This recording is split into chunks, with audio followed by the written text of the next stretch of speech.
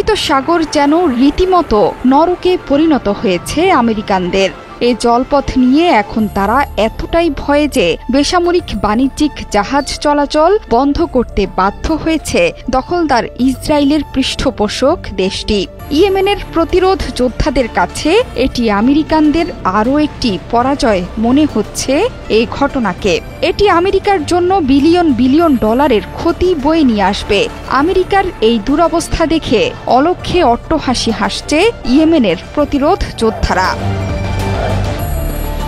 দখলদার ইসরায়েল নতুন করে গাজায় হত্যাযজ্ঞ শুরু করলে এর প্রতিশোধ নিতে ইসরায়েলে ক্ষেপণাস্ত্র হামলা চালায় ইয়েমেন। লোহিত সাগরে যুক্তরাষ্ট্রের যুদ্ধ জাহাজকেও নিশানা করে তারা। সাগরে থাকা অন্যান্য শত্রু সামরিক নৌযানগুলোতেও চলে ক্ষেপণাস্ত্র ও ড্রোন হামলা। অব্যাহত হামলায় নাটকীয়ভাবে লোহিত সাগর এড়িয়ে চলার সিদ্ধান্ত নিল যুক্তরাষ্ট্র।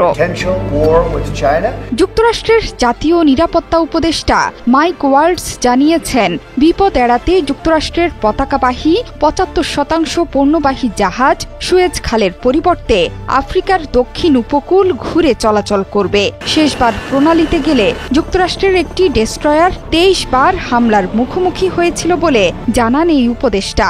LSEG শিপিং রিসার্চ ধারণা করছে, বাণিজ্যপথ পাল্টানোর কারণে ইউরোপ ও এশিয়ার মধ্যে জাহাজ চলাচলের সময় দ্বিগুণ হতে পারে। সেই সাথে প্রতি যাত্রায় প্রায় $1 মিলিয়ন অতিরিক্ত খরচ গুনতে হতে পারে।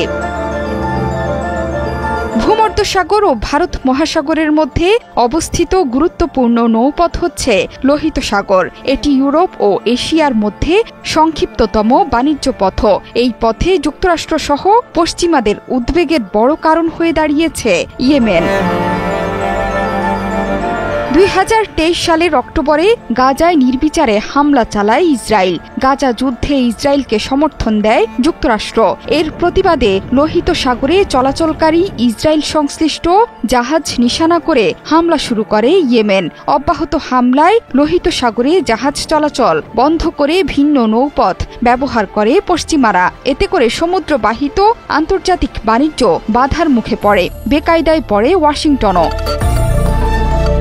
ডোনাল্ড ট্রাম্প হোয়াইট হাউসে ফিরেই ইয়েমেনে বড় পরিসরে হামলা চালানোর নির্দেশ দেন। এই হামলা কয়েক সপ্তাহ ধরে চলতে পারে বলে জানিয়েছেন যুক্তরাষ্ট্রের এক সামরিক কর্মকর্তা।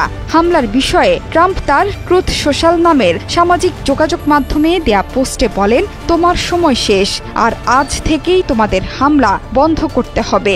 যদি তা না হয় তাহলে নরক তোমাদের ওপর এমন বৃষ্টি বর্ষণ করবে যা তোমরা আগে কখনো দেখোনি। ইয়েমেনের সাথে চলমান পাল্টাপাল্টি হামলার মধ্যেই লোহিত সাগরে জাহাজ চলাচল বন্ধের সিদ্ধান্ত নিল যুক্তরাষ্ট্র। লোহিত সাগরে বাণিজ্যিক জাহাজ চলাচল বিঘ্নিত হলে তার আঁচ লাগবে বিশ্ব বাণিজ্য ও অর্থনীতির গায়েও। বিশেষ করে জ্বালানি তেলের মূল্য বেড়ে যাবে, লোকসান গুনতে হবে ব্যবসায়ীদের। জোহরা চৌধুরী সেতু, ৭১।